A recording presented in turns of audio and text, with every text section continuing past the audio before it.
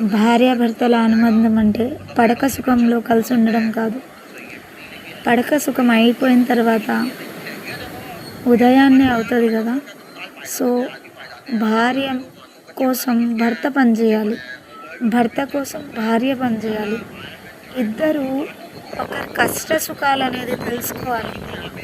అంటే నా భర్త ఏం చేస్తే నన్ను మెచ్చుకుంటాడా, నా భార్య నేనేం చేస్తే తన కోసం నా మీద ప్రేమ పెంచుకుంటుంది, అది ఆ ఆలోచన ఉండాలి ప్రతి ఒక్కరికి. పనులలో కూడా సగభాగం పంచుకోవాలి. పనులు భార్య మీదే వదిలేసి అదే చేసుకుంటుందిలే అని నిద్రపోకూడదు. సో భార్యతో పనులు పంచుకోవాలి, పడక సుఖం ఎలా పంచుకుంటారో పనులు కూడా పంచుకోండి. సో కొంతమంది భార్యలైనా కూడా ఆనందంగా ఉంటారు, జీవితాంతం మీతోనే కలిసి ఉంటారు. గుర్తుపెట్టుకోండి.